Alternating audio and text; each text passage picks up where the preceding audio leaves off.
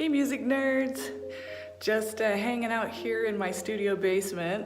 You see me do at least one other video down here, but this is pretty new. We moved here in February, but see there's Flora. Hi Flora! Stairs that go upstairs to the house. Soundproof. I can do all my, here, check this out. I can do all my teaching here. We upgraded my, check those out. Upgraded my microphone system, my recording program, everything. It's really cool. So, shameless plug for my upcoming album sometime later this year, I hope. It's going to include the official recording of Leviathan of the Ancient Deep, my concerto for 6-string electric violin and orchestra, and it will also have 30-40 more minutes of chamber music recorded live by my friends.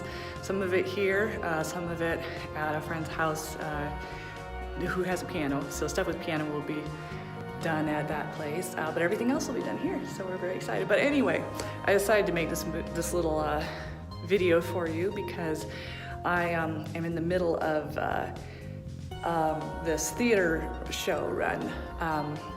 We're performing the musical play I Love You, You're Perfect, Now Change, and it's a whole lot of fun. We're doing that at Cal Poly Pomona, and tonight starts our run of our last 4 shows. So I, because I had a good 4-day break, which was nice, I'm running through and warming up for tonight, and show you what I'm doing here. Hang on a second. See, I'm sure a lot of you recognize this. This is the Presto, the G minor Presto from Bach's unaccompanied partitas and sonatas for solo violin. As you can see, this book is well worn, and I've, one of my favorite parts, you can see Bach's actual handwriting. So you can get an idea of what he was actually thinking when he wrote this. And I've, put some of my favorites. I've had this book and have been working through these since, I don't even remember how long, maybe 10 years at least. But I wanted to tell you give you a little tidbit. Years ago, when I was still doing my undergrad work, I had to face the realization that I was having a lot of pain in my lower back, such that I couldn't play for like more than 20 minutes without a lot of pain and having to kind of just reset my body. And I found what I did back then was I took out the same book of Bach partitas and sonatas, and I went through the motions extremely slowly. I just took an hour one day and said, you know what, I'm gonna analyze my left hand, figure out what's going on, see if it's my left hand or my right hand. And what I found is that for me, my left hand, my thumb tended to squeeze. And if you know these Bach unaccompanied, they're very complex. I like to call them sneaky fingerings. Lots of dancing around on the fingerboard. And so what I did is I took it extremely slowly, note for note, just to analyze the motion of every finger in every placement, and to analyze my thumb to make sure my thumb wasn't squeezing too much. So let me show you what I mean. And again, when I do these exercises, I still do these whenever I practice. I love to warm up with these, and I love to warm up with scales extremely slowly. When we're young, we're like, yeah, how fast can I run through this? I'm gonna be all flashy and showy and show how awesome I am. But when you get older and your body gets a little stiffer, it's nice to go through things slowly and just say, what are my fingers doing? And it's amazing the feeling you get. It's like meditation for the violin. You're being aware. You're creating awareness of what actions your fingers are doing, and not just what are they doing, where your fingers are going, but how are they getting there? Which finger is relying on what? You know what I mean? So it's think of it as meditation for the violin. So let me just show you what I mean. And like I was gonna say, I don't do this There's ways to play these when you're performing them. This is not it. This is not to impress anybody. This is purely treating it as exercise and meditation. So let me just show you what I mean. This is the beginning of the G minor presto. Let me see if you can see my fingers here.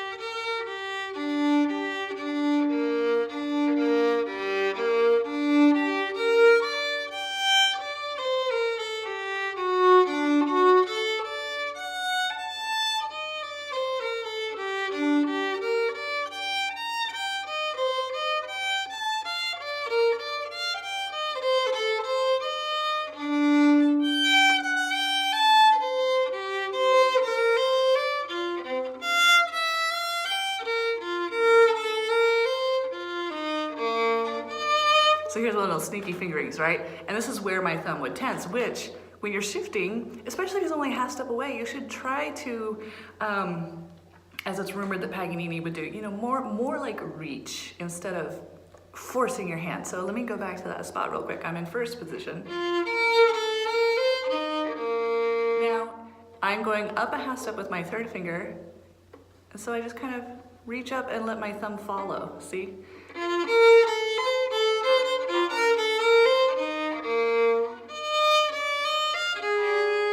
And then I come back.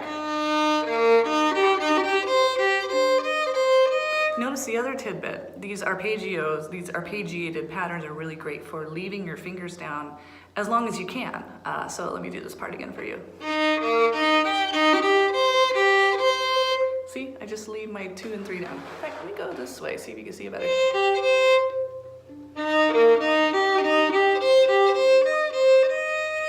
And my 4th finger's down, so my finger comes up and then just moves over.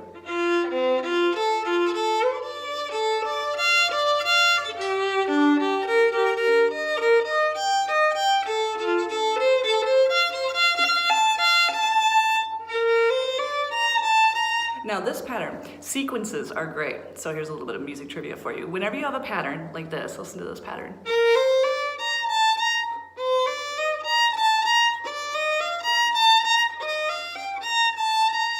So this part remains the same, while this bottom part,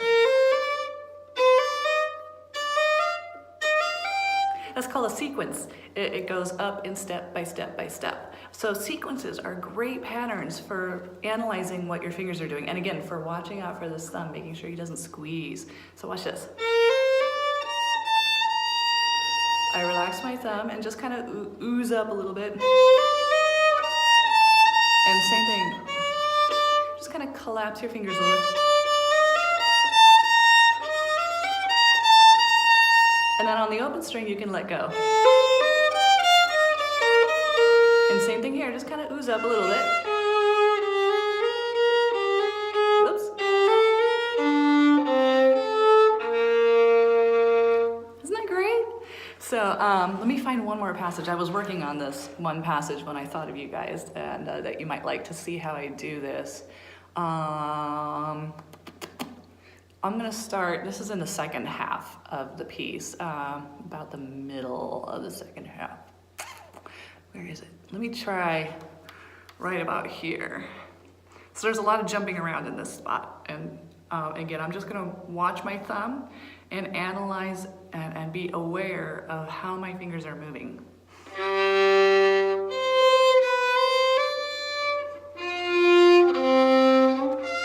See what I mean?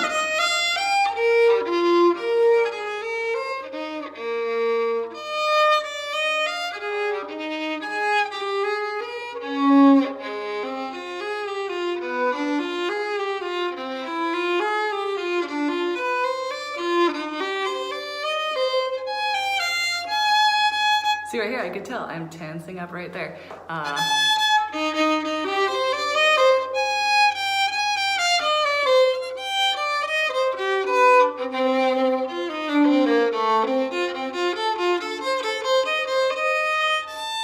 Now these tritones, Bach in this time period is wonderful for tritones.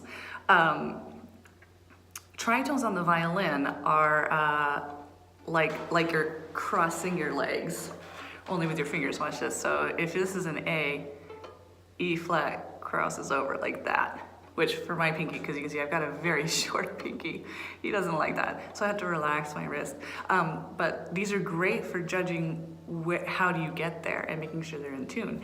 So where was that? That was right here.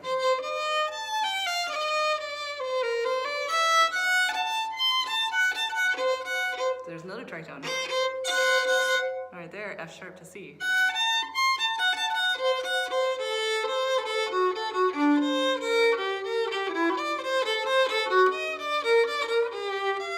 So there was one of those little sneaky shifts.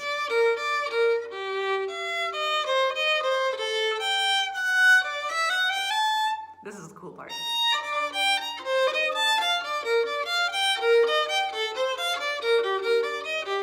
Oops, sorry.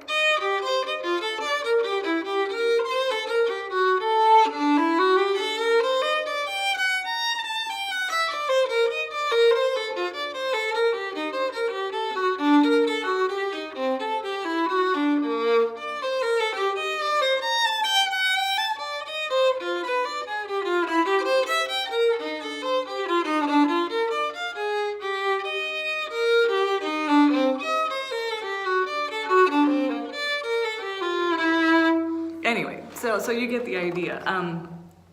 These Bach pieces are wonderful for building, like I say, a sense of meditation with your instrument and just, again, the awareness, the taking time to think. Yes, when you perform, you've got so much going on. You've got the audience looking at you, you've got whatever other instruments are playing with you. You've got your own brain to contend with, so you kind of have to shut some of this stuff off and go by muscle memory.